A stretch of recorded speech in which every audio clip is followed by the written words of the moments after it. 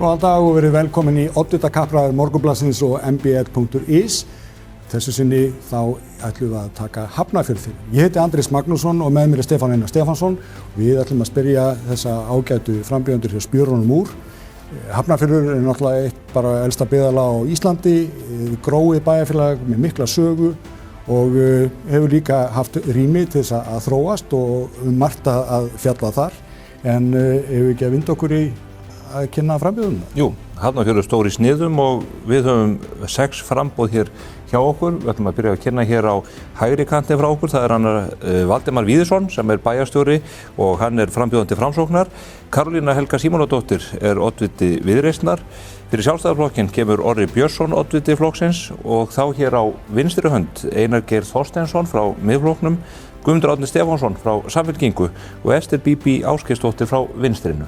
Velkomin að sömul. Takk. Við ætlum að hefja legg, það ekki með kynningu eins og verið hefur? Jú, við skulum eftir láta þeim að gera það sjálf. Já. Ester Bíbí, þú vilt byrja? Já, ég heiti Ester Bíbí. Ég hef búið í Hafnarfirði í 15 ár. Ég háskólamenntuð í stjórnun og stefnumótun sem að mér finnst mjög viðeigandi. Ég fyrir framboðið Vinstrið og við berjumst fyrir félagslegu og efnahagslegu réttlæti og kannski kann einhver spyrja sig hvað það. Við viljum að allir eigi rétt á þaki yfir höfuðið, við viljum meiri áherslu í menningamál og við viljum taka utan fólkið sem þarf þjónustu í bænum betur. Guðmundur Árni. Guðmundur Árni heiti ég, Stefánsson, hef skýrslað ýmislegt, fæddur og uppalinn í Hafnarfirði, verið í pólitík lengi, var í blaðamennsku, var lögga meira segja og sendi herra árabil og síðan sneri ég tilbaka til Íslands og Hafnarfjarðar auðvitað og vildi gera betur í Hafnarfirði og bauð mig fram fyrir okkur jafnaðarmenn sem mætum kraftmikli til leiks og ætlum að breyta til betra í fæðingabænum mínum og margir annara. Einar Geir. Já, ég heiti Einar Geir Þorsteinsson, ég 36 ára lögmaður hérna í Hafnarfirði, bý í Norðurbæ Hafnarfjarðar með eiginkonu minni og 3 drengjum. Þannig ég með dreng sem að bíða eftir leikskólaplássi, ég með dreng í leikskóla og grunnskóla. Og við komum inn í þessa baráttu Miðflokkurinn til að reyna að snúa við ákveðinni þróun í skipulagsmálum, samgöngumálum og móttöku hælisleitenda í Hafnarfirði. Þannig við hefum komið sterkt inn í þetta núna fyrir þessar kosningar. Orri. Já, ég heiti Orri Björnsson, ég oddviti Sjálfstæðisflokksins, 55 ára hafnfirðingur, bý á Völlunum, giftur þar og núna bæjarfulltrúi formaður bæjarráðs og formaður skipulags- og byggingaráðs en hef áður verið í atvinnulífinu árabil og Sjálfstæðisflokkurinn að sjálfsögðu víðsýnn og framfarasinnaður umbótaflokkur sem vinnur með hagsmuni allra stétta að leiðarljósi og breið fylking í Hafnarfirði. Karolína Helga. Karolína heiti ég, Helga Símonardóttir. Ég 41 árs, gift honum Magnúsi Birni og saman við 6 börn. Þannig að ég kalla það að ég sé sérfræðingur í skólakerfinu í Hafnarfirði enda börnin mín búin að fara frá dagforeldri og upp í framhaldsskólann í Flensborg og tækniskólanum. Ég mannfræðingur að mennt, líka með kennsluréttindi, starfaði lengi sem kennari, fyrirtækjaeigandi í dag. Oddviti Viðreisnar og brenn mikið fyrir því að gera Hafnarfjörð betri bæ. Við með börn og ungmenni í forgrunni, allri okkar stefnu.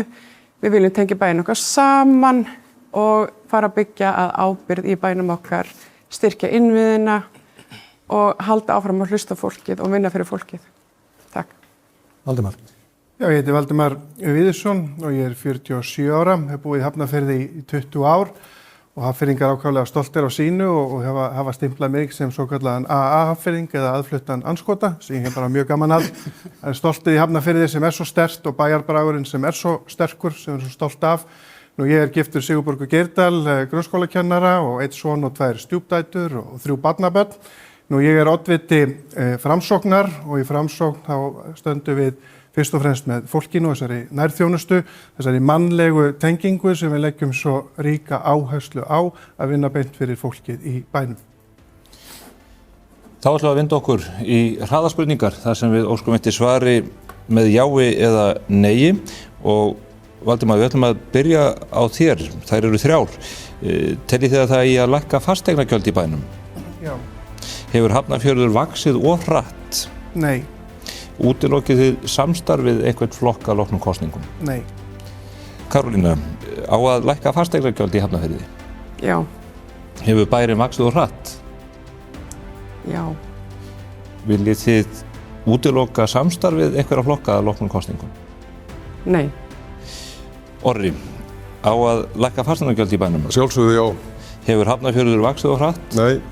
Á að útiloka, eða munið þið útiloka samstarfið einhverja flokka? Nei, alls ekki. Einar Geir, á að lækka fasteignagjöld í bænum? 100%. Hefur Hafnarfjörður vaxið og hratt? Já, það hefur gert það. En útilokið þið samstarfið einhvern flokk? Nei, ekki að svo stöðu. Þá það Guðmundur Árni á að lækka fasteignagjöld í Hafnarfirði? Já. En hefur bærinn vaxið og hratt? Nei. En útilokið þið samstarfið Nei, einhvern flokk? það gerum við ekki. Þá það Ester Bibi, teljið þið að þið að lækka fasteignagjöld í bænum? Já, já. En hefur Hafnarfjörður vaxið og hratt? Já. En útilokið þið samstarfið einhvern flokk? Nei. Nei.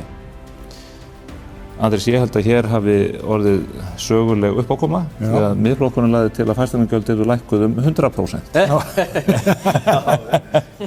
Að því sögðum, þá ætlum við að hverfa í örstutt auglýsingahlé.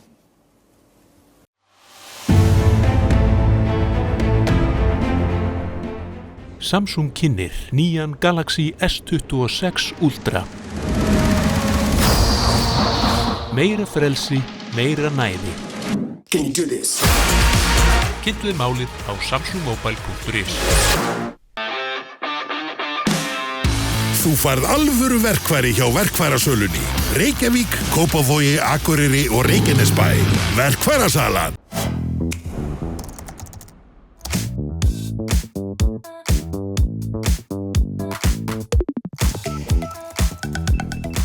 Þú færð saltvatspottana frá Master Spas hjá Ofnasmiðju Reykjavíkur, Vagnhöfða 11.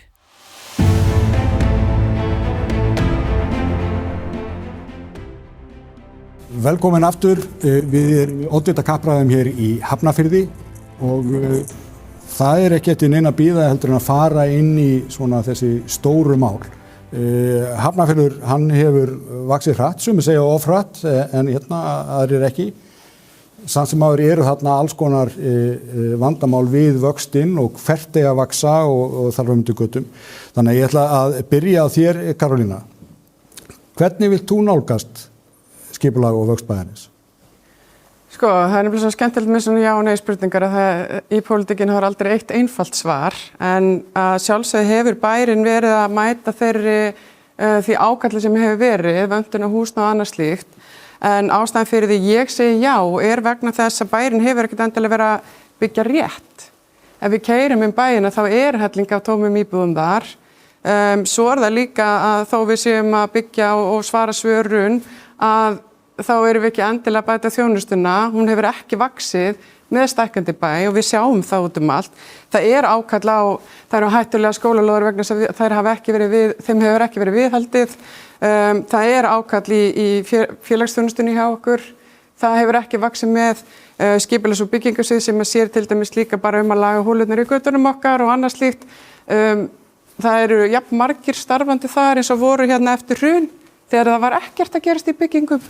Þannig að það svona auðvitað þurftum við og ég skil vel að Hafnarfjörður þurfti að mæta þarna svörum eða ákalli fleiri íbúðir en við teljum að það hefði verið hægt að gera þetta betur. Hvernig hefði þið gert þetta? Fyrst og fremst að þá þurfum við náttúrulega bara að fara bara í greiningar og alvöru greiningar til næstu ára. Hvernig íbúður eru það sem að fólk þarf? Hvaða einstaklingar eru það og hvernig eigum við að geta hjálpa fólk að geta keypt íbúðir? Teljið þá að svo greiningavinna hafi ekki átt sér stað þegar að farið var í þessa skipulagsvinnu? Ég get alveg vel trúa því að starfsfólk Hafnarfjarðarbæjar hafi lagt sér fram að gera þetta rétt og vel en svo spurning bara hvað gerist í millitíðinni. En ég meina, hafið þið enga tilfinningu fyrir því hvað skórinn kreppir? Í fyrst og fremst getum við bara séð að það eru fullt af frambóða íbúðum sem eru tómar sem að fólk getur bara einfaldlega ekki keypt. Þetta eru bara ekki stærðirnar, þetta ekki inn á fjársviði fólks almennt.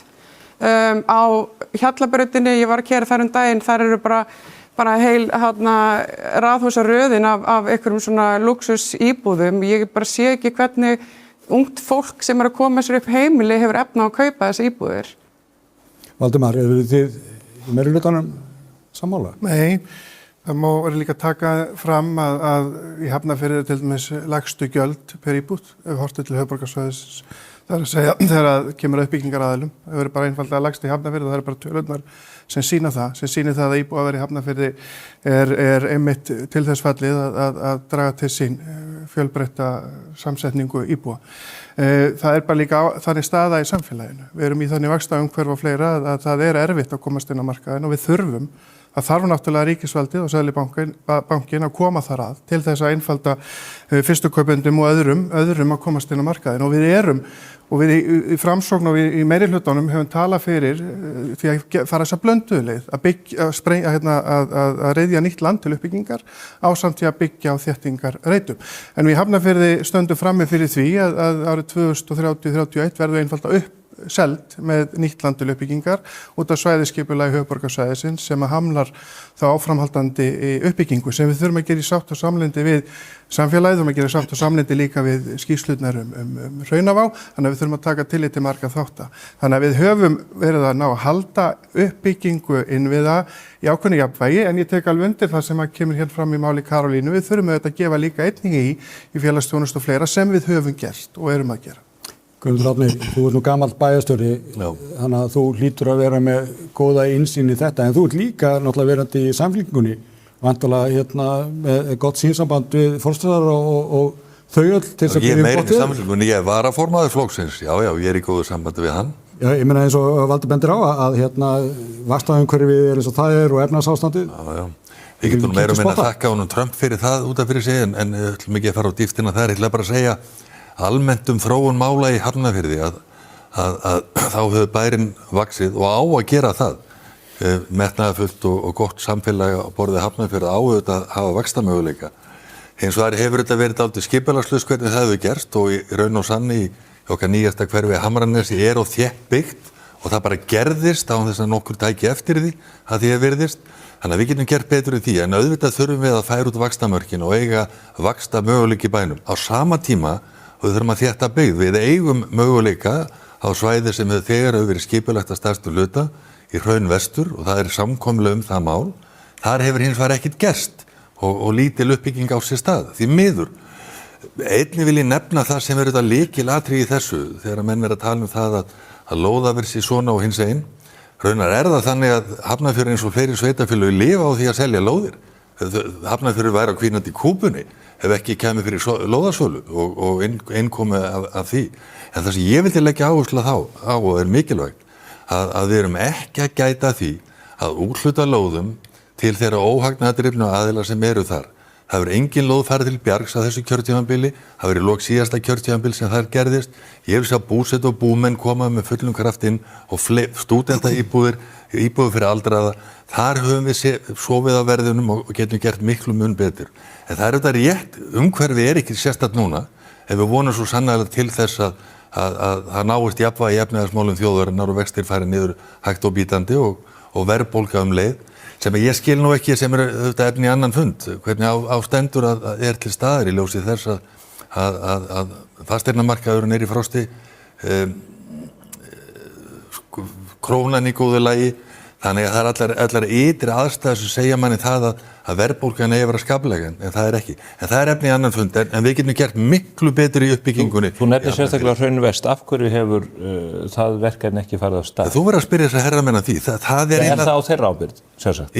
Já, ég meina þeir eru búin að stjórna þessu bæjarfélag, þessi 2 flokkar í 12 ár og við jafnaðarmenn höfum verið í minnihluta. Við höfum lagt til aftur og aftur að setja í gírinn þar og fá uppbygginguna af stað. Það byrjaði á einum reit og annar í uppbyggingu en þannig stórt og mikið svæði sem liggur vel í Hafnarfirði að almenningssamgöngum og eru dauða að færa að gera miklu betur og ég held að sé almenn sátt það að fara í það verkefna krafti en allt snýst þetta það er svona pólitískt trek og pólitíska vilja til að setja í gírinn og gera hlutina. Það hefur aðeins vantað. Við skulum heyra í Orra Björnssoni með þetta. Orra, vantar þið þrek? Nei, ég er alveg í fínum formi. Hvað er málið? Það er ekkert mál. Við höfum byggt á þessu kjörtímabili næstum 2000 íbúðir í Hafnarfirði. Það eru mörg hundruð íbúðir sem að falla undir hlutdeildarlánakerfið, íbúðir sem eru frá 60 fermetrum upp í hús sem eru yfir 300 fermetrar. Þetta hefur verið byggt á þessu kjörtímabili í Hafnarfirði. Það vil 40% af sérbýli sem hefur verið byggt í bænum hefur verið byggt á höfuðborgarsvæðinu, hefur verið byggt í Hafnarfirði. Við erum að skapa mjög breytt úrval af eignum í nýbyggingum og það er ekki hægt að saka okkur það að hafa ekki verið að mæta þörfum markaðarins. Hins vegar það þannig að undir þessari lánlausu ríkisstjórn þá hafa vextir hækkað, verðbólga hefur hækkað og atvinnuleysi hefur hækkað og þar með hefur kaupgeta almennings farið niður og fólk ræður ekki við að kaupa sína fyrstu eign, ekki nema með aðstoð foreldra. Og þessi ríkisstjórn, hún ber ábyrgð á því, hún hefur ekki gert neitt til þess að laga þá stöðu. Já, og virðist ekki ráða við verkefnið, frekar en önnur, og það er það sem er vandamálið. Við þurfum líka að koma á samgöngubótum í Hafnarfirði, það stendur upp á ríkið aftur að Vegagerðin ber ábyrgð á kostnaði. Þetta eru þessi hlutir sem að við getum ekki gert sjálf, við þurfum að fá aðstoð frá hinu opinbera ríkinu til þess að þessi hluti gangi upp. En Hraunvest, það hefur sérstaklega verið... Já, Hraunvestur er ekki lausnin ef þú ætlar að leita að ódýrum íbúðum því það er þéttingareitur, þar sem það er verið að rífa hús, það er alltaf dýrari reitir. Já, en það hefur verið nefnt hér sem dæmið verkefni sem að þið hafið ekki ítt úr vör. Hver er ástæðan fyrir því? Við fórum í að vinna í þessu fyrir rúmum 8 árum. Og nú er byrjað að byggja, það er búið að samþykkja deiliskipulag fyrir það byrjað 740 íbúðir, þetta er 3000 íbúða svæði í heildina. Ég tel að svona eðlilegur hraði á þessu svæði sé svona 15 til 20 ár, þannig að við erum komin að stað með 750 íbúður og það eru 2 aðrir reitir sem eru nánast bara mánaðarspursmál hvenær hægt að fara með þá í gang. Þetta er ekkert vandamál, þessi uppbygging mun verða en þetta er ekki ódýrar íbúðir. Þá kannski beinu umræðunni til Esterar út af umræðunum ódýrar íbúðir, vinstrið, framboðin á höfuðborgarsvæðinu tala meira og meira fyrir þessum óhagnaðardrifnu verkefni sem að Guðmundur Árni kom inn á. Já, og þeim hefur sýn á þessa hluti. Þeim hefur ekki verið úthlutað lóð lengi í Hafnarfirði og við viljum að það verið drifið í því að Bjarg til dæmis fái að byggja í Hafnarfirði. Stúdentaíbúðir að sjálfsögðu og svo eru 200 manns á biðlista eftir félagslegu húsnæði í Hafnarfirði sem er auðvitað bara alvarlegt mál fyrir þann hóp fólks og það eru 400 manns á biðlista eftir húsnæði hjá Bjargi og við viljum náttúrulega bara það er bara mjög mikilvægt að ráðast í þessi verkefni strax. Það er mjög mikið af fólki líka í Hafnarfirði sem býr í ótryggum húsnæðum á iðnaðarsvæðum, bæði á Hraunum og í iðnaðarhverfinu nýja á Völlunum. Og það þarf að gera úttekt á því hvaða hópur þetta er og við hvaða aðstæður hann býr. Er þetta fólki á biðlistanum eða er þetta einhver annar hópur? Það þarf að skoða þetta gaumgæfilega og passa að það sé byggðar íbúðir fyrir fólki sem þarf húsnæði í Hafnarfirði. Staldrar ekkert við að það sé verið að gefa þessum óhagnaðardrifnu félögum lóðir á sama tíma eins og Guðmundur Árni bendir á að bærnum mjög háður lóðasölu. Já. Það sé verið að dæla peningum þar inn í þessu óhagnaðardrifnu félög sem samt sem áður eru nú með töluverðan hagnað. Já, mér finnst sko að bærinn þurfi líka og það er auðvitað bara mjög alvarlegt að sveitarfélög séu bara eina tekjulindin sé að selja lóðir og það þarf auðvitað bara að byggja upp fleiri aðferðir, ferðaiðnað til dæmis, laða fyrirtæki í bæinn, við þurfum að gera betur í að finna tekjur annars staðar. Ertu með hugmyndir? Ferðaiðnaður, það má byggja heilmikið í kringum ferðamennsku í Hafnarfirði. Hvað er það? Það hefur mjög lítið verið gert af því. Bara hótel og alls konar iðnaður sem getur þrifist í kringum ferðamennsku. Og við erum náttúrulega með þessa gríðalegu náttúruauðlind sem að Krýsuvík er og það má byggja upp gönguleiðir og ýmislegt þar og þjónustu við ferðamenn. Einar Geir, hvernig horfir þetta við? Og þú fórst yfir það, þú ert með ung börn og annað, en íbúðurnar standa auðar í einhverju tilvikum.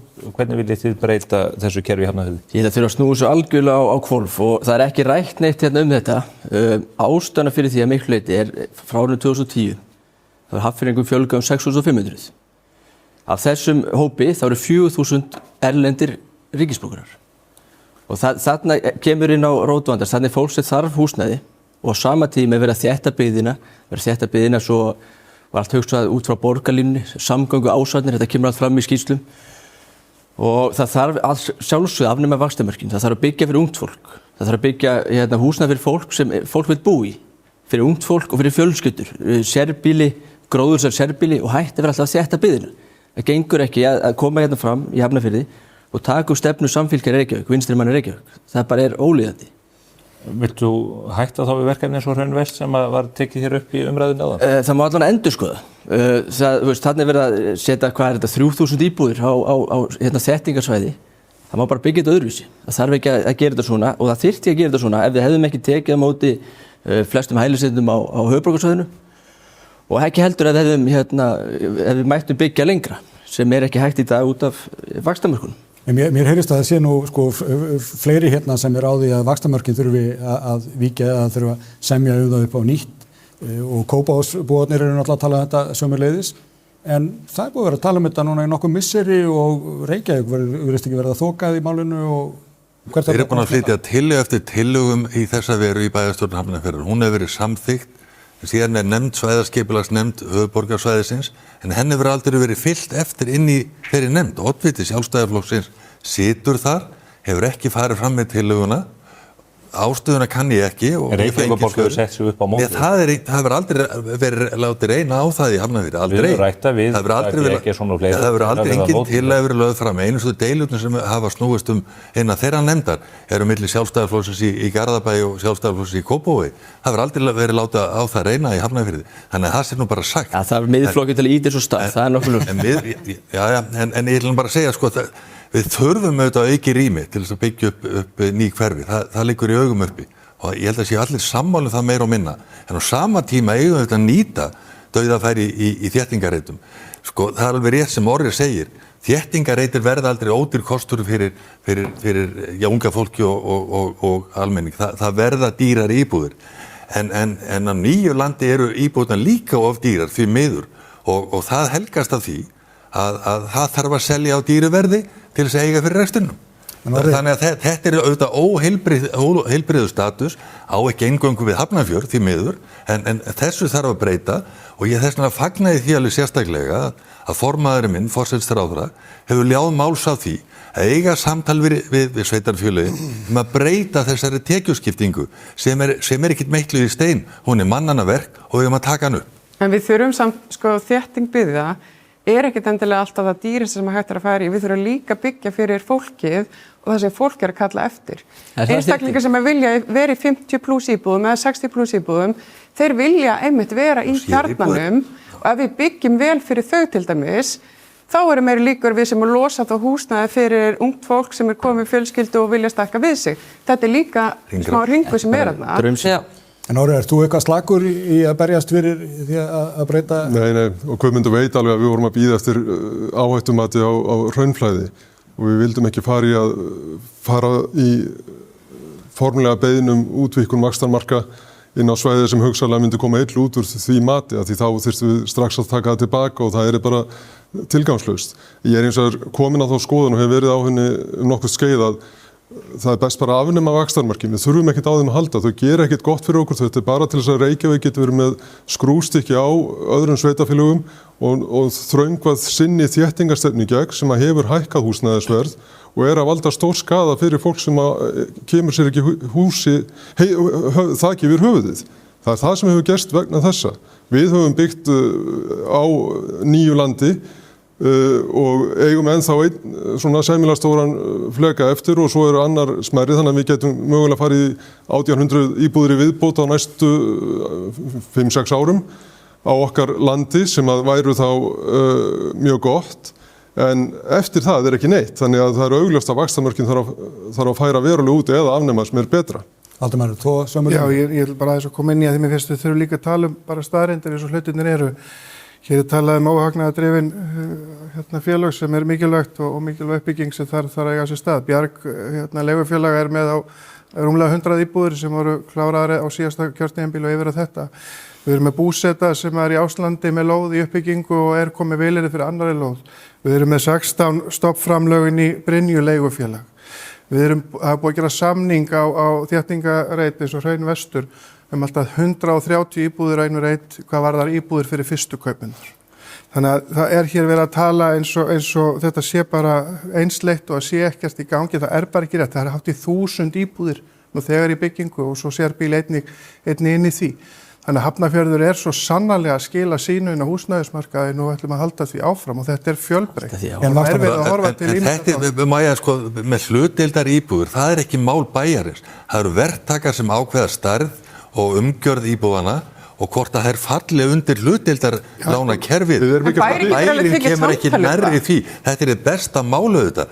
Upp í Hamranesi fjöldi svona íbúða sem því miður standa auðar og auðvitað þurfi á landsvísu að gera betur í því að opna hlutdeildar lánakerfið enn meira. En bærin ekki gerandi í því. Ég vildi bara en Guðmundur, ekki vandinn með fasteignamarkaðinn einmitt sá að ríkið og sérstaklega borgin hefur verið að vasa svo mikið í því að ákveða fyrir verktaka og fyrir markaðinn hvað eigi að byggja, meðal annars með þessari aukafullu þéttingastefnu í borginni.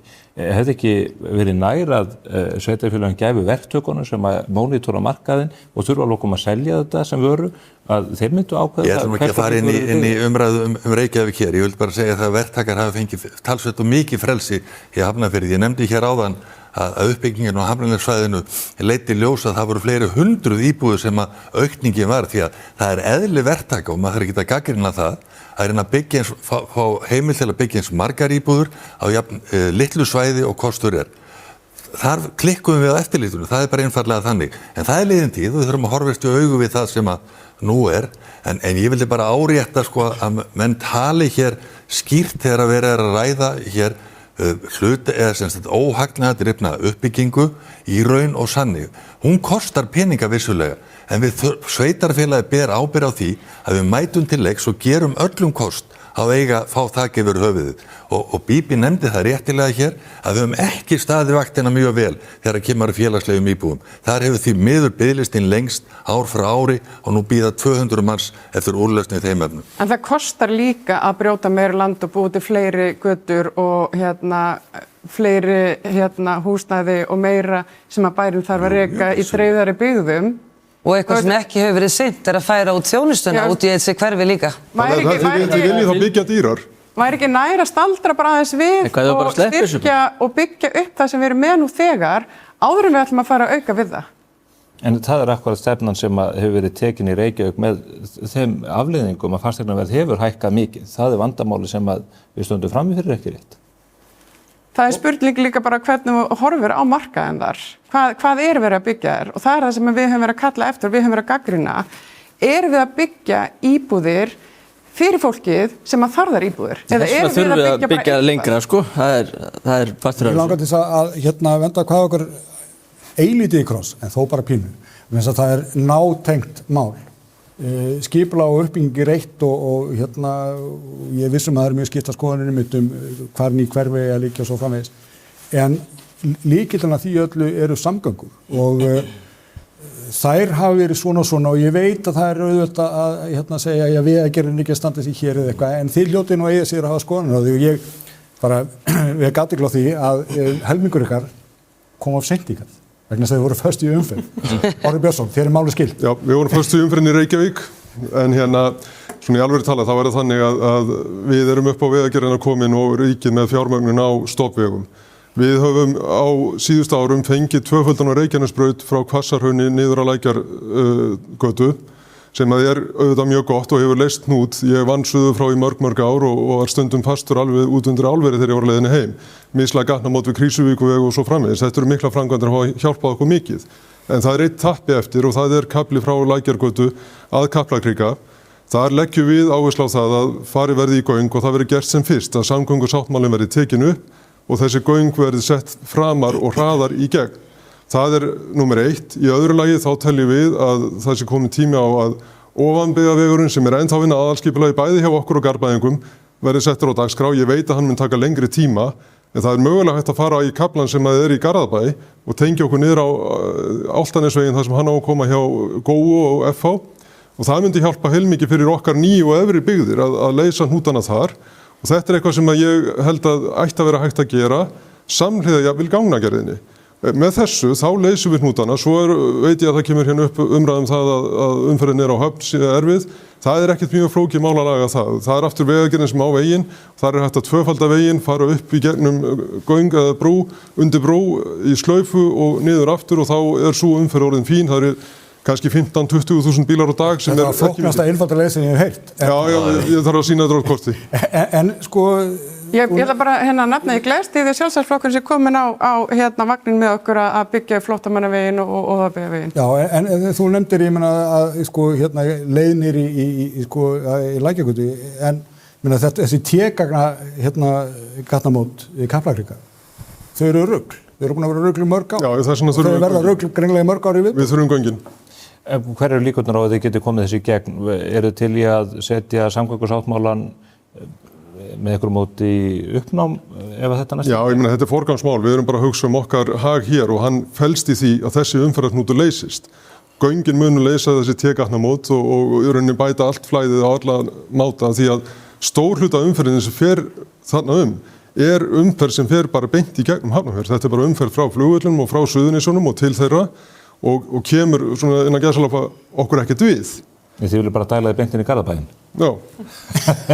Já, hérna, sko... Samgöngusáttmáli, þið eru aðilar á honum? Já, ég, sko, fyrir það fyrsta, það var náttúrulega ákveðið afrek að allir komist að borðinu og myndu skrifa undir hérna samgöngusáttmáli fyrir höfuðborgarsvæði sem hafði verið svona aðeins út undan stærð hvað samgöngumál varðar því að hér er massinn af íbúum og við þurfum að vanda veldi verk á landsbyggðinni og það líka að gera það á höfuðborgarsvæðinu. En hins vegar þarf líka að horfa til þess að svona sáttmáli að vera lifandi plagg og það súpa allir kveljur þegar að tala um endurskoðun að taka hann upp. Það er mikilvægt að gera það því við þróumst og það þarf að skoða þá nýja lausnir og möguleika eins og kom hér fram í máli Orra Björnssonar. Það eru 2 leiðir sem eru lagðar á borði hvað þessi gatnamót varðar frá Kaplakrika að Lækjargötu. Það er annars vegar að fara í stokk og vinnu þar við þau gatnamót á Kaplakrika eða setja göng undir Setbergshamarinn sem fyrst fýsilegri kostur, svo það er svo mörgu leyti því að það myndi létta á umferð á öllu höfuðborgarsvæðinu. Þannig að mér finnst mikilvægt að í umræðinni séum við ekki að deilum það hvort ég að taka hann upp eða ekki. Við eigum bara að taka upp samgöngusáttmálann þegar að koma nýjar hugmyndir og lausnir. En afrekið er að við náðum öllum að borðinu, ásamt ríkisvaldinu, að vinna af ábyrgð og festu í að efla samgöngur á höfuðborgarsvæðinu. Og það þykir, hvað segirðu? Hvaða verkfæri hafið þið til þess að taka sáttmálann upp? Við höfum með þrýstingið á hins sveitarfélögin, með þrýsting á ríkið, á vettvangi SSH í samtölum við ráðherrana og ég hef átt samtöl við fjölmarga ráðherra og sem vorum að ræða akkurat þessa leið. Við erum búin að ná þvílíkum árangur á Reykjanesbrautinni með tvöfölduninni en við erum ennþá í tappa eins og kom hér fram við N1 hringtorgið en við verðum að geta skoðað hann með reglulegum hætti. Það þarf að tryggja það að fjármagn í Reykjanesbrautina sem eftir er komi því að það greiðir úr svo mörgu öðru, það er samlegðar áhrifin vera svo mikið. En hafið þið annað verkfæri heldur en þrýsting? Hafið þið einhver ákvæði í samningnum sem geta gert ykkur kleift að segja við höldum þessu ekki áfram öðru svona þetta verið? Já, sko, að vissulega geta sveitarfélög þetta tekið sér saman það við ætlum bara álíkt það að við erum bara ætlum að hverfa frá verkefninu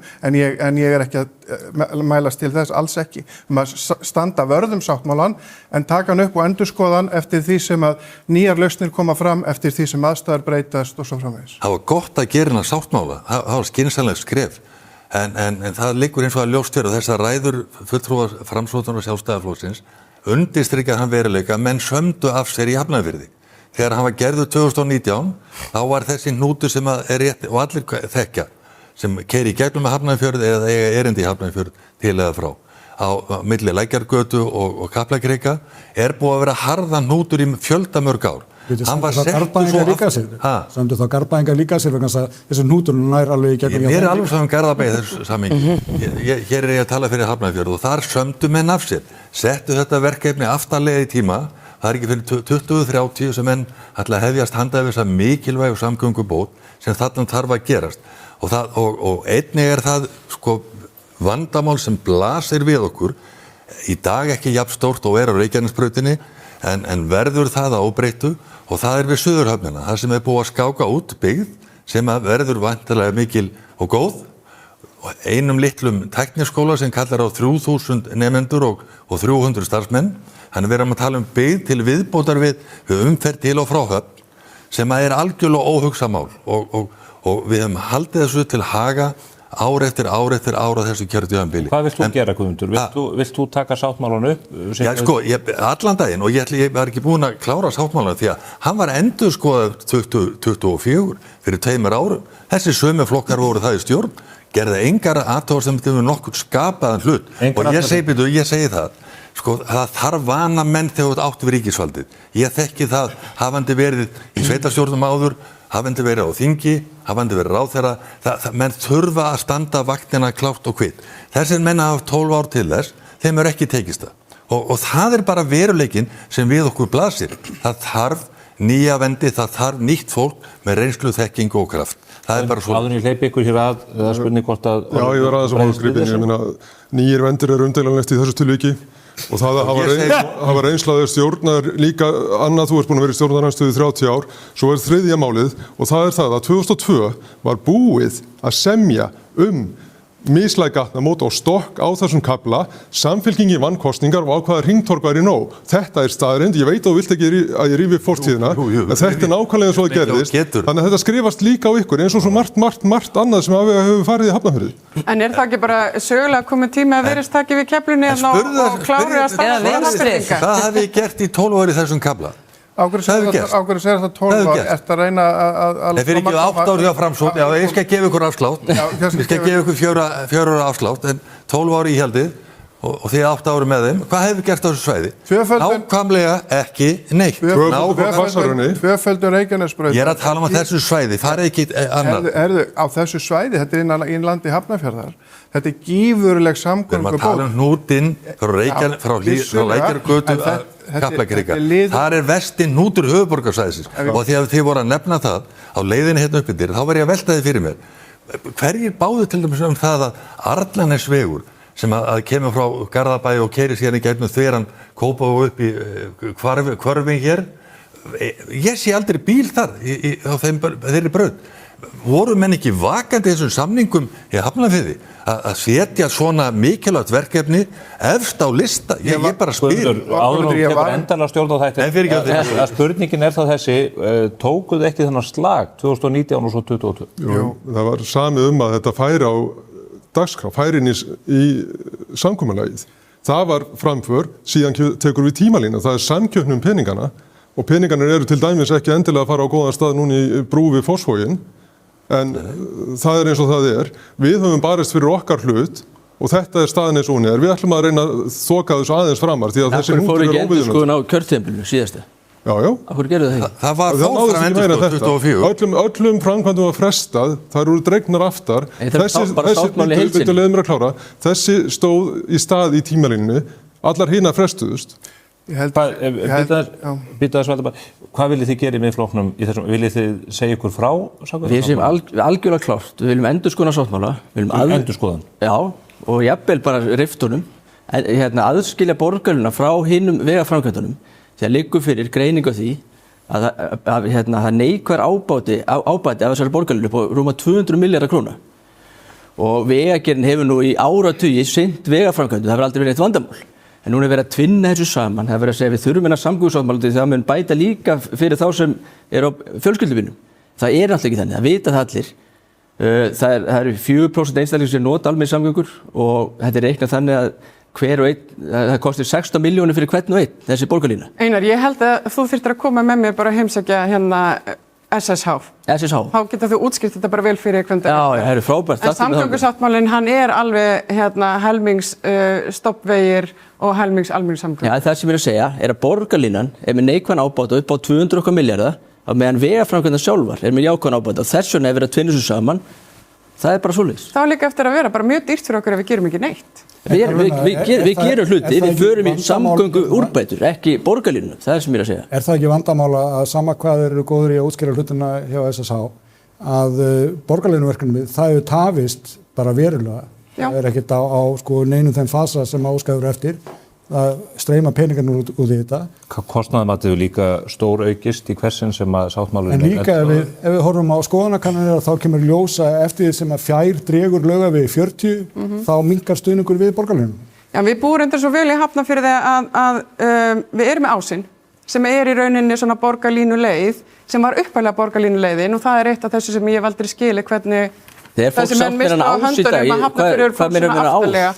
Ef ég má klára að tala. Hvað meinar Ásinn? Hvað búið við? Ásinn, hann er eins og borgarlínuleið í dag. Hann er eitthvað best rekna leið strætó. En er fólk sem notar þetta?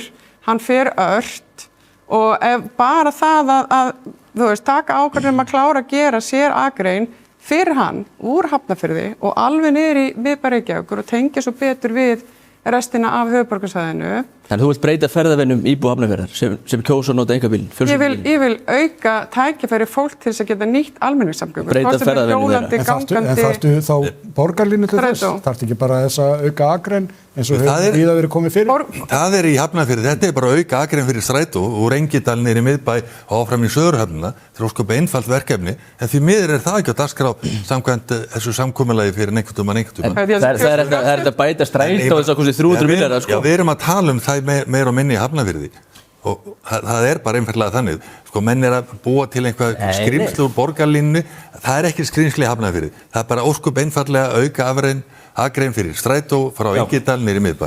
Það þarf bara helst að gefa engum tækifæri til að rífast meira borgarlínu. Við þurfum bara að fá hana strax og þess að sérakreina strax. Af því að það er alveg, og það er svo slæmt fyrir hann Einar hérna að það sé ekkert val í fjölskyldum, að það þurfi bara að vera 6 bílar, þú veist að það eru 6 manns í fjölskyldu vegna þess að það er ekkert val og ef við hefðum val aðrar samgönguleiðir að þá myndi kannski duga 1 fjölskyldubíl fyrir 6 manna fjölskyldu, þá værum við ekki öll alltaf að keppast við eignast bíl leið og við fáum bílpróf. Það var lagður milljarður í strætó síðan 2012, það skilaði engu. Við þurfum sér akreinar til þess að þetta verði alvöru valkost. Við erum að reyna að flýta för strætó og það... Við styðjum það sjálfsögðu, en það þarf ekki að kosta 300 milljarðar, sko. En við þurfum líka... Nei, það þarf að hægt að þrasum, það kostar milljón í hvern skipti. Það þarf miðflokkurinn að koma inn og... Líka auka notkun á strætó og við hefum verið með tillögu í 4 ár það að ungmenni frá 12 til 18 ára aldurs fá ókeypis í strætó til að venja ungviðið okkar til þess. Kostar lítið og við erum bara að drífa í því og það er bara eina að fáum kosningalofurum 1. júlí þegar við tökum við, þegar við erum teknir við, að þá verður frítt í strætó fyrir hafnfyrst ungmenni. Takk að þér, Valdimar. Já, svona bara virðingu við kjósendur og þá sem á horfa þá sem er mikilvægt og ég hef ekki tamið með það að vera að grípa fram, ég heldur við til tala staðreyndir og ég var með orði hér áðan þegar ég náði ekki að klára það sem ég var að ræða í tengslum við tvöföldun og Reykjanesbrautin og þessi gífurlega miklu samgöngubót. Borgarlínan eru bættar almenningssamgöngur og við þurfum að hafa þann valkost skýran en hins vegar það liður í því að taka upp svona sáttmála á ný til þess að geta skoða aðstæður hverju sinni. Hafnfirðingar eru ekki áhugasamur sér akreinuð Reykjavíkurveginn því að það er einfaldlega ekki hægt eða erfitt. Það er í frumdraga vinnu núna að skoða hvernig útfærslan verður og við erum með skipulagsvaldið. Við þurfum að byggja upp þessar bættu almenningssamgöngur í sátt við einkabílinn því aðstæður á Íslandi eru kannski frábrugðnar því sem gengur að gerist og eru frábrugðnar því sem gengur að gerist í stórborgum mörgum Evrópu, veðurfarslega séð og svo framvegis. Þannig við þurfum að horfa á þetta út frá samfélagunum og horfa á þetta út frá því að taka upp sáttmálan með það að leiðarljósi hvernig hentar þetta best fyrir okkur og við erum þar með skipulagsvaldi. Samgöngubætur gífurlega mikilvægir, en við vinnum það að festu og öryggi áfram eins og gert, hafa komst framar í endurskoðun fyrir Hafnarfjörð, svo kemur ný ríkisstjórn sem breytir aftur ákveðni áætlun sem að við þurfum að fá í fangið, sem við þurfum þá að þrýsta aftur á ný að fá framar. Það hefur samt alveg sýnt sig á þessum tíma sem hafa verið meiri hluta að samgöngur hafa nú ekki verið í miklum forgrunni. Lögum strætóskilin, það væri líka góð leið til þess að fá fólk til þess að finna meira skjól í strætóskilin. Munar ekkert Krísuvíkur gatnamótin, munar ekkert það hefur bara ekkert gerst í samgöngumálum á þessu kjörtímabili. Það er bara staðreyndin, sama hvað veldur því, það er bara þannig. Og að því sagðu að þá skulum við vinda okkur í auglýsingar áður en við bara sofumst inn í næsta strætóskilin.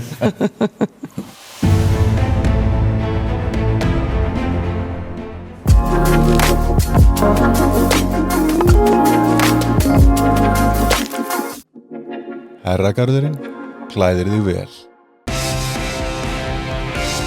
Snickers vinnuföt færðu hjá Hagi EHF Stórhöfða 37 og í öllum verslunum Bíkó. Bílrúður, bílrúðuskipti og bílrúðuviðgerðir. Við hjá Poulsen skiptum eða gerum við framrúðuna fyrir þig. Bókað tíma hjá poulsen.is. Hraði, öryggi, þjónusta. Þú getur meira með símanum.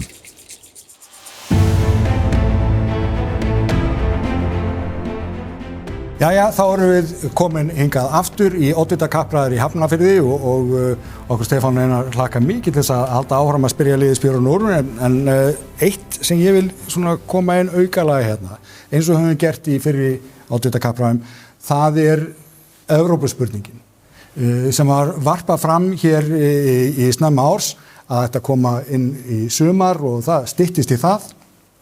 Við höfum fundið fyrir því, sérstaklega kannski út á landi, að þetta hefur vafist fyrir ýmsum frambjóðendum þar. Sumir segja þetta trufli kosninguna. Hefur þetta haft einhver áhrif á kosningabaráttunni ykkur? Verið að spyrja ykkur út í þessi Evrópumál og síðan, hvað finnst ykkur að þetta komi svona onni? Valdimar. Hvað ætlaði að gera í lok ágúst? Ef ekki að byrja á Guðmund Árna? Já, klára fyrir. Og spurningin það snýr að því. Hefur þetta haft áhrif á kosningabaráttuna og hvernig afstæða núna í atkvæðagreiðslunni 29. ágúst ef að ríkisstjórnin kemur þessu í gegnum þingið fyrir mánaðarlok? Svarið við seinni spurningun klárt já. Auðvitað á að halda þessari vegferð áfram sem var hafinn hérna upp úr 2010 eða hvernig hann var. Þú vilt gangi í Evrópusambandið? Já, síðan met ég niðurstöðuna og ég hef verið jákvæður fyrir því alla mína tíð í pólitík í 30-35 ár.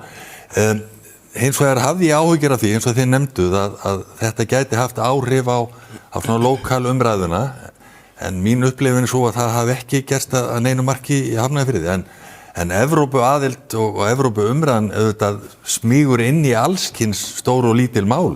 Það gefur auga leið. En í þessari baráttu, nei, svarið nei, ég hef ekki orðið mikið var við það.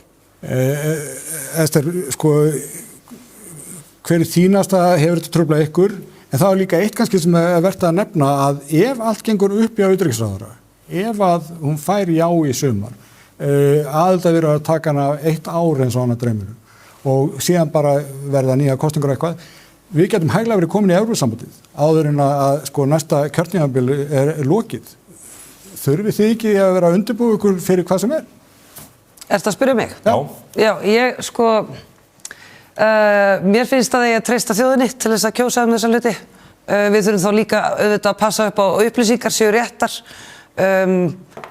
Ég ekkert vissum, eða sko vinstrið, við trúum á lýðræðið og við verðum bara að passa að upplýsingar séu réttar og auðvitað verði leitað eftir sem bestum samningum og reynda að vernda þjóðina fyrir hverslags ofáti. Þið viljið fá samning á borðið?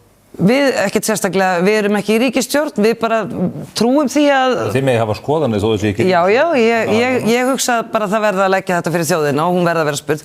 Þegar það hríslast alla auðmenn þjóðarinnar mikill ótti og það bara kostað miklu fé í auglýsingar gegn Evrópusambandinu, þá fer maður að hugsa sig Hvar hefur þessi auglýsingar... Mér finnst ég að fundi mikinn, já, það mikill ótti við að þetta verði eitthvað hræðilegt skref og þá sérstaklega hjá... Að þið voruð að tala réttar upplýsingar til kjósenda, hvar sjáum við þessar auglýsingar? Auglýsingar gegn Evrópusambandinu? Já, bara víða. Ég veit ekki hvort ég geti nefnt neitt ákveðið dæmi. Mér finnst bara mikil andspyrna og viðspyrna við því. En ég meina, ég segi bara, þú veist, við verðum bara, já, þjóðin á að fá að kjósa fleiri hluti en Evrópusambandið, oftar. Ræðslu ára auðvika mokka manna náttúrulega fólst í spurningunni. Þið þurfa að vera undirbúin undir hugsanlega aðild á yfirstand næsta kjörtímabili. Það er eins og sé að koma einhver hálskefli eða einhver flóðbylgja. Ég meina það breytist náttúrulega bara heilmikið í umhverfi sveitarfélaga, segir sig sjálf. Já, flest til bóta. Við höfum verið með EES-samningin að frumkvæða okkur jafnaðarmanna í 30 ár. Það fjölmar breyst, flesta til bóta. Þú sagði fyrir í þættunum, Guðmundur, að það væri mikilvægt að menn byggja við reynslu og veru undirbúnir. Við erum að spyrja hvort að menn þurfi ekki að vera undirbúnir og þá kvart. Jú, ég kvart ekki. Við áttum að fá svari við, ætlar þú að kjósa já eða nei? Ég? Já. Ég ætla bara að sjá allar upplýsingarnar sem að liggja fyrir. Þannig að þú vilt fá samning á borðið? Ég reikna með því að ég muni kjósa með því að við göngum til samninga, já. Já. Valdimar. Já, Evrópuumræðan hefur bara nánast ekkert komið inn á borð okkar allavega í þessari kosningabaráttu sem hefur allavega, ég átti vona meira umræðu en þetta hefur verið aðeins rætt en ekkert sem hefur truflað. Mín skoðan svo og innan míns hóps, hvort sem var á landsvísu í sveitarstjórnum málum að spurningin hefði þurft að vera betur orðið. Það er mikilvægt að höggva á hana hnút, að vita hvað þjóðin vill, en hér er verið að spurja áframhaldandi viðræður sem þýðir það að regluverkið heldur bara áfram að innleiðast, alveg saman hvort að við erum að gera það núna eða eftir kosningar í sjálfu sér, því að við erum þá að fara í tvöfalda kosningu. Við hefum bara þurft að höggva á hana hnút og fá bara úr því skorið, að því mín persónulega skoðun er að ég vil ekki gangi í Evrópusambandið og það margar ástæður fyrir því. Ég hef áhyggjur af auðlindunum okkar. Ég alin upp í litlu sjávarþorpi út á landi og stundaði nú sjóinn sjálfur á yngri árum og allt mitt fólk hefur gert það svona meira og minna. Þannig að ég þekki vel til hvað það skiptir miklu máli að standa vörð um auðlindunar okkar og ég ekki að sjá það að Evrópusambandið muni gefa okkur eitthvað sérstakann afslátt á því. En það þarf þá allavega að sýna mig fram á það. Ég hef líka áhyggjur af auðlindum okkar en við þurfum náttúrulega, þetta snýst allt það að við fáum almennilega samninga. Þú ætlar þá að kjósa nei í sumar? Já, mér finnst spurningin þesslega og mér finnst hún ekki heppilega orðið. Það er búið að koma Það er verið að vinna að því að Þú kennst að hérna rétt á eftir, Orri, hefur þú míðið saltan sjó eins og... Já, ég tók 1 sumar í því. Og það komið á reynd. Já, ekki eins mikil sjógarpur á hann en hérna sko ég held að Evrópusambandið hafi bara ekki komið til tals fyrir núna í þessari kosningabaráttu. Ég man ekki eftir því og hérna ég held að það sé ekki mikil stemning fyrir að gangi Evrópusambandið, hvorki Hafnarfirði né annars staðar á landinu, þannig að ég sé ekki annað en þetta verði bara nei og stoppi í sumar. Karolína. Það er náttúrulega nokkuð ljóst og ég held að flesti viti það að Viðreisn Evrópusinnaður flokkur. Viltu gangi í Evrópusambandið? Ég vil sjá samningarna. Flokkurinn þinn segist vilja gangi í Evrópusambandið. Já, ég vil sjá samningarna. Ég get verið í flokki og ég ætla ekki að fara blind inn í það. Ég vil sjá samningarna, ég vil sjá hvað bjóð okkur. Sama Valdimar, ég kemur úr litlu sjávarþorpi þar sem að forennar þeirra í ríkisstjórnum, þeim tókst að þurrka upp alla atvinnu í þeim bæ. Þannig að ég held að Evrópusambandið sé ekki endilega alltaf grílan okkar. Það getur stundum verið bara stjórnmálin okkar og þurfum við aðeins að mögulega kíkja bara svona inn á við áður en maður fyrir að dæma annað. Amen. En mér sko í sveitarstjórnarkosningum hafa Hafnfirðingar ekki mikið velt fyrir sig Evrópusambandið annað en að þau vilja fá sterkari gjaldmiðil, þau vilja fá betri hagstjórnina á Íslandi og margir hverjir eru að horfa til þess hvort það sé hægt að tengja krónuna eða taka upp evruna einmitt þannig að við búum við betri kjör. En betri hagstjórn, hver fjármálaráðherra Íslands í dag? Það er Daði. Já. Er það ekki nærtækara að byrja þar? Hann er bara á fulla að vinna fyrir okkur og ég hef fulla trú á honum. Við erum búin að fara landið þvert og endirátt að leita Miðflokksmanni sem fylgjandi inngöngu í Evrópusambandið en ekki fundið enn. Þú finnur hann ekki hérna heldur sko. Nei, það eru vonbrigði. En það sko, þetta hefur ekki komið mikið upp í kosningabaráttunni en það svona sem svona veldur mér svona mestum áhyggjum við þetta er náttúrulega þessi spurning og hvernig þetta er kynnt. Það tala um að kíkja í pakkan og allt þetta er lýðræði og eitthvað svona. En spurningin er, viltu halda áfram aðildarviðræðum með Evrópusambandinu? Svo segir fólk já eða nei við því og þá kemur samningurinn og þá að kjósum hann.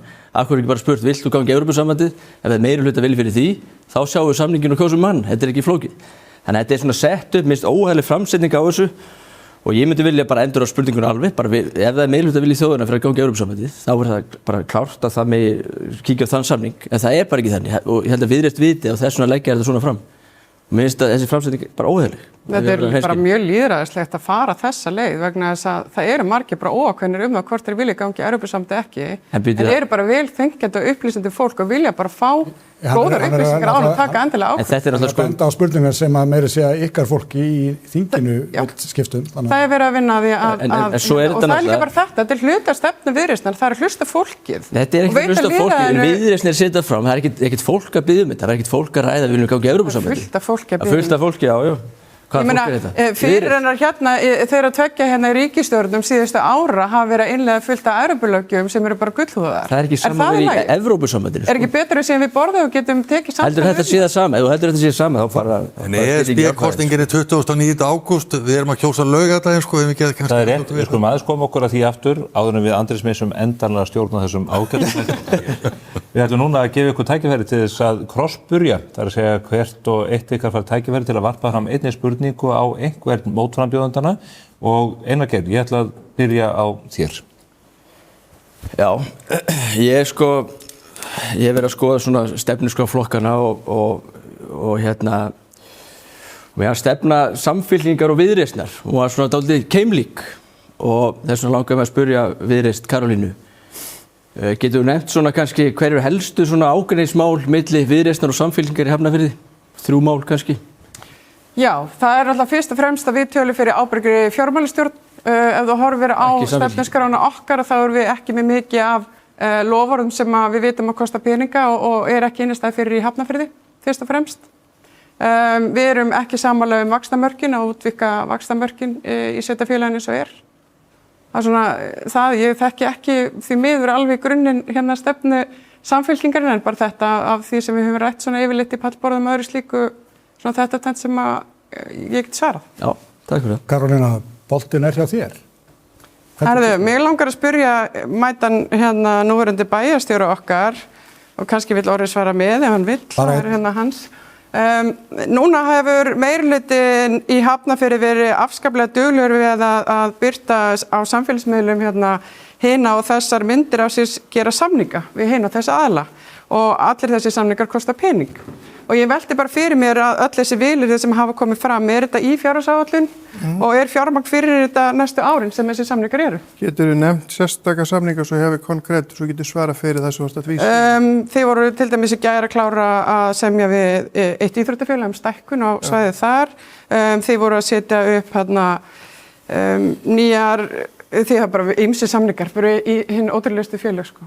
Já, ok, ef þú vísir í þennan samning þá já.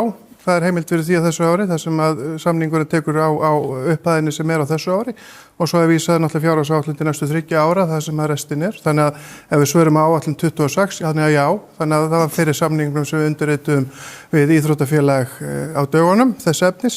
Þannig að fyrir því... Fyrir áhorfendur, þetta golfskálinn Þetta golfskálinn Keili og svo var nýbúið að undirrita samningum svo kallar Lifeline verkefni sem heilsueflingaverkefni á Mannauð og það var vel til fyrir því, allt innan fjárheimilda. Þannig að engin samningur sem undirritaður hefur verið, viljayfirlýsinga samningur hefur verið innstæðlaus. Flott, takk. Ester Bibi. Og ég að spyrja? Já. Ég ætla að spyrja núverandi meirihluta. Já, þú mátt spyrja annan hvort þeirra. Já. Og veldu nú. Ég ætla að spyrja Orra. Hvert ætlið að fara með badmintonfélagið ef að þið ætlið að byggja menningarhús í miðbænum? Við munum annað hvort... Og má ég spyrja 2 spurninga? Nei, aðeins ekki. Markmiðið að það fari í nýja íþróttamiðstöð við Hamranes sem stendur til að byggja á kjörtímabilinu. Og hafið þið spurt þau? Vilja þau það? Við höfum talað við þau, já. Það peningur í fjárhagsáætlun fyrir þeirri byggingu. Orri, vilt þú spyrja spurningar? Já. Við langar að spyrja Karolínu, nú vilt þú ekki halda áfram uppbyggingu bænum, telur það hafi verið orðið of mikið og vilt hægja á því. Þú vilt byggja innviði og þú vilt auka við þjónustu, en á sama tíma viltu spara í rekstri með að minnka vaxtabyrði sem þýðir þá að það þarf að greiða niður skuldir í stórum tölum, mjög verulega. Hvernig ætlar að gera þetta? Þetta verður verkefni kjörtímabilsins. Ég ætla ekki að stoppa vöxt, við ætlum ekki að stoppa vöxt, við ætlum að hægja vexti. Já, hvernig ætlar að gera þetta? Hvernig ætlar að gera þetta? Það þarf náttúrulega klárlega að fara inn í stjórnsýsluna og það þarf að fara í greiningar inn í stjórnsýslunni. Það fullt að tækifæri þar til þess að spara og hlutin náttúrulega af því að bæta þjónustuna, það fjárfesting. Og bara grunnþjónusta við bæjarbúa ekkert endilega eitthvað verkefni sem við þurfum. Þetta bara mikið af þessu lögbúins þjónustu okkar og fjárfesting til framtíðar. Til þess að byrja á því að spara, þá getum við til dæmis bara endurskoða mikið af skipulagsmistökum sem að kosta kæru, sem kosta vinnu og bara eins og Valdimar sagði í einu pallborðinu að þá þið nú þegar byrjaðar að vinna að þessu. Já, en kærur eru bara milljónir, þú ert að tala milljarðar sem þú ætlar að greiða niður skuldir til að muna eitthvað það. Hvernig ætlar að ná því? Á sama tíma þú bætið þjónustu og ferði í innviðafjárfestingu. Innviðafjárfesting til nú þegar. Það þarf bara að bæta í það. Já. Já, og það einmitt þetta. Þú veist, kærur bara einhverja milljónir. Bara það að láta verkefni bíða, klára þau ekki, skipuleggja þau illa, það kostar peninga. Hér komið svar, Guðmundur Árni. Ég vil að spyrja hann Orra einnar spurningar. Aldamótu uppar aldamótum þá voru þessi sömu flokkar við stjórn bæjarins og gripu Guði fótu með þeim hætti að allir innviðir, nýjir leikskólar, nýjir grunnskólar voru allir byggðir samkvæmt enga framkvæmda fyrirkomulagi. Þetta heilspurning sem þýðir það sem þýðir það að bærinn er búin að leigja skólahúsnæði í Hafnarfirði til 25 til 27 ár. Nú er komið að skuldadögum, leigutími er úti og ég ætla bara að einfalda málið. Það er einn skóli sem ég ætla að nefna sérstaklega. Það er Áslandsskóli í Hafnarfirði þar sem við höfum borgað leigu upp á 6 milljarða uppreiknað á 27 árum. Nú er komið svo tími að við þurfum að taka ákvörðun það. Ætlum við ekki að kaupa þennan skóla og eiga skóla, lykilskóla í Hafnarfirði. Við hefum fengið tilbúið að hann kosti aðra 6 milljarða, þannig að við erum að borga hennan skóla tvísvar og spurningin er þessi, finnst orðað þetta mjög sniður fjármálastjórn í Hafnarfirði að leigja í 6 ár og kaupa síðan sama mannvirki aftur eftir 25 ár? Já, það vill til að ég var hluta þessum meirihluta á sínum tíma og var formaður félagsmálaráðs, sá síðasti sem að þú oft spyr spurninga í bæjarstjórn, en hérna varðandi þessa samninga, þá voru þeir gerðir vegna þess að þegar við komumst í meirihluta 1998, þá var engin skóli í Hafnarfirði einsettur. Það var engin skóli sem var einsettur vegna þess að það hafði vinstra byggsi sem var á undan ekki haft rænu á að sinna. Við urðum að einsetja skólana mjög hratt og fjárhagur bæjarins var einnig, hann var þröngur eftir óstjórn og þess vegna var þetta eina leiðin til að fá fjármögnun á þessum skólum, það var að fara í þessa einkaframkvæmd og það voru ekki allir skólar. Við gerðum til dæmis stækkun á Öldutúnsskóla og stækkun á Víðistaðaskóla, það var unnið jöfnum höndum eftir getu bæjarins, en á þessum tíma þá var þetta eina leiðin til þess að sinna lögboðinni skyldu að einsetja skólana. Það tókst, síðan erum við búin að borga leigu. Ég veit að þessi skóli, Áslandsskóli, hann er í ágætis ástandi, honum hefur verið vel við haldið af eigendum og það er svona eitthvað sem við stundum mættum taka til okkar þegar við erum að viðhalda byggingu. Þannig að þér finnst það bara í fínu lagi að tvígreiða þennan skóla? Ok, ætlar að grípa fram. Þú er bara að halda langar ræðu en ekki fara spurningur. Ég er með bara einfalda spurningu, er þetta sniðug fjármálastjórn? Ok, ef þú myndir leigja mér íbúð í 10 ár og ég borga kostnaði að vera íbúðarinnar í leigu og svo ætla ég að segja, næja, nú vil ég kaupa hana, þá er einhver afsláttur. Auðvitað ekki. Þetta er að sjálfsagt gert alltaf svona. Þetta er ekkert öðruvísi, þetta er engin sérstök vísindi. Þannig að þér finnst þetta mjög sniðugt. Tvíborga skóla, þá vitum við það. Tvíborga skóla, þú leigir skólan og síðan kaupir hann. Þú leigir íbúð, þú ert ekki að kaupa hana. Þá eigum við eftir eina spurningu. Já, ég hendi þessar spurningar á bara jákvæðunótum. Guðmundur Árni Stefánsson, það er ágætt að þú getur sagt kannski frá hvað er svona á þínu mati það jákvæða verkefni sem meirihlutin hefur komið í framkvæmd. Hann hefur skapað líflegt andrúmsloft, sérstaklega í tengslum við Bæjarbí og hjarta Hafnarfjarðar. Þannig að hann hefur verið glaður og kátur og bæjarstjórinn er yfirleitt glaður og kátur. Það er ekkert upp á hann að klaga í þeim efnum. Það sem hefur vantað hins vegar er að stýra bænum. Það er vandamál. Ég var að reyna að fá bara jákvæð. Ég lyfti þetta líka, látt ekki svona. En áður en við förum í umræðu mögulega meirihlutamyndun hér, þá erum við með eina aukaspurningu, Karolína. Við komumst ekki hjá því að spyrja þú út í nýjustu vendingar frá því í gær. Það sem Jón Ingi Hákonarson, fyrrum oddviti Viðreisnar, sem að þú felldir að stalli, hefur núna lýst yfir stuðningi við félaginn hér á vinstri hönd. Hvernig bregstu við þessu?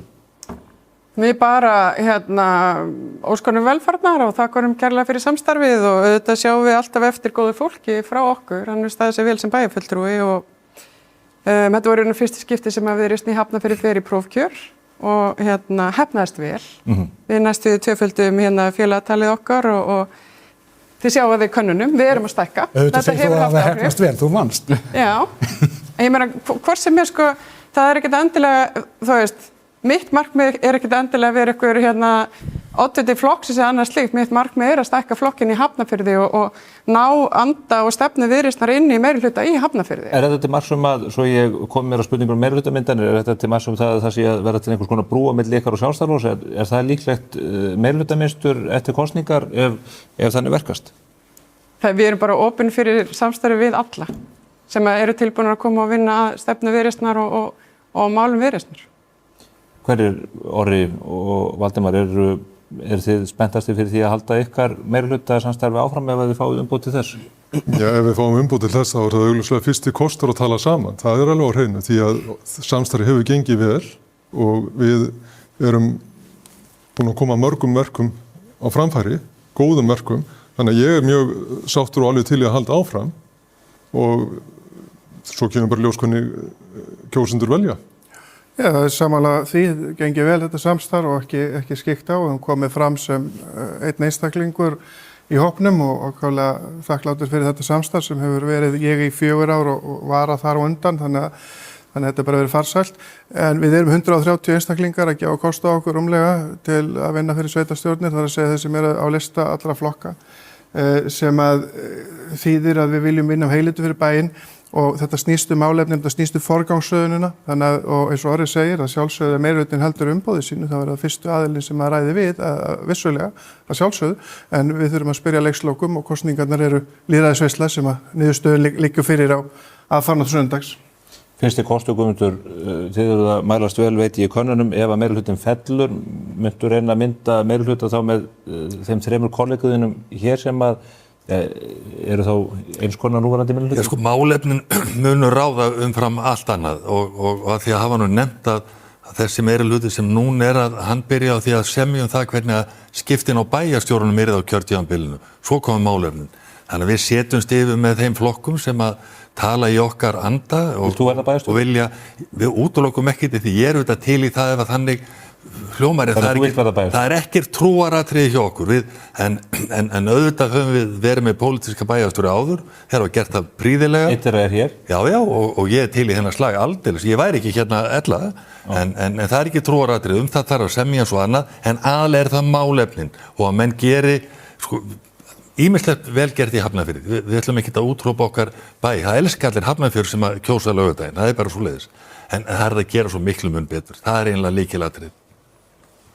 Einar Geir, kemur til greina að mynda meirihluta með Guðmund Árna? Ég skal ekki segja, ég útiloka nú ekki neitt, en þetta er náttúrulega... Mér heyrst þú vera því. Nei. Snýr baki mig og allt.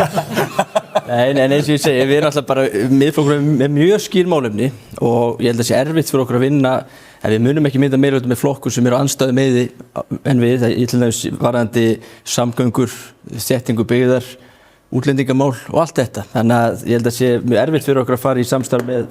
En finnur þú flokka hér sem að standa eitthvað næri þessu? Ég held að allir flokkar hefur gott að hafa miðflokki með sér í liði til leiðsagnar. Þú ert svo fæddur stjórnmálamaður.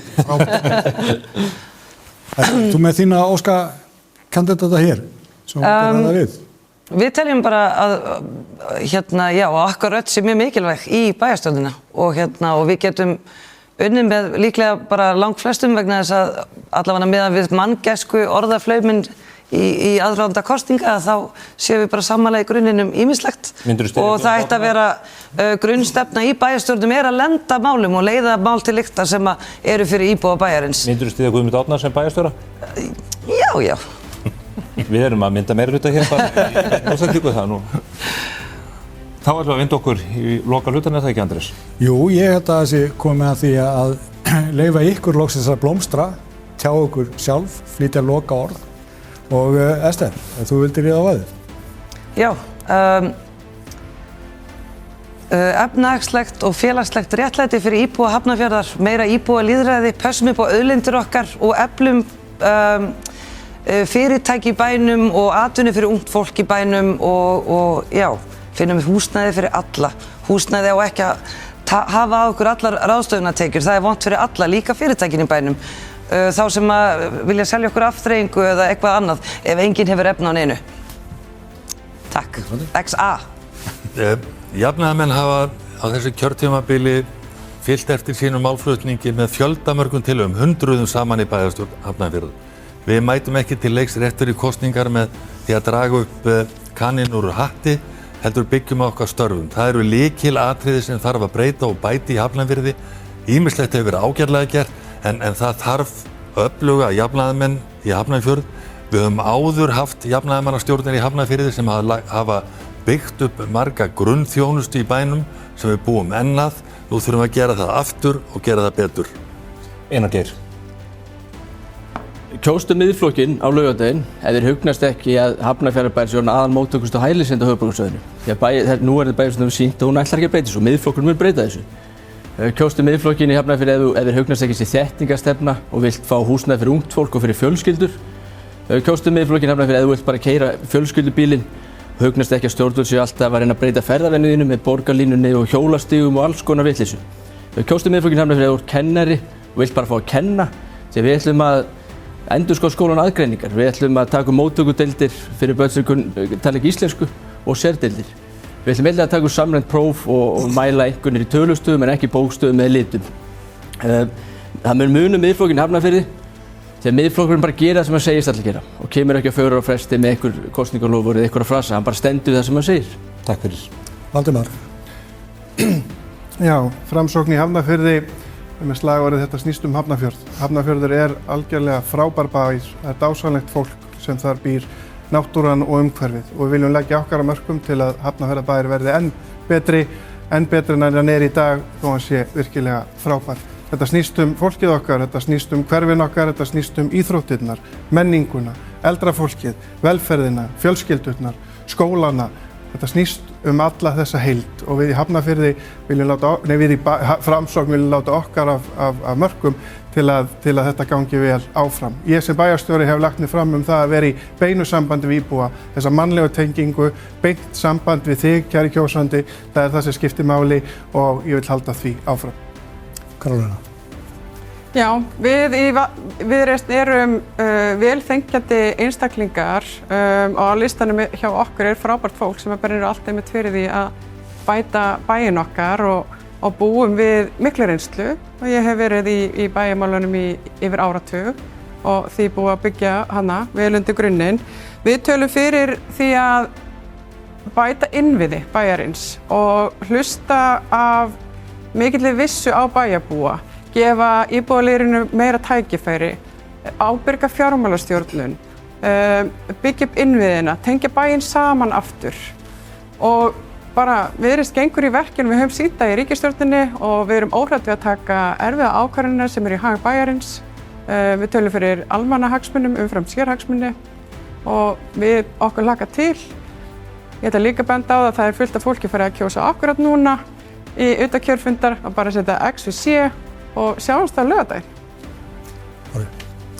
Já, ágætu Hafnfirðingar, við leggjum á laugardaginn orð og gjörðir okkar í dóm kjósenda.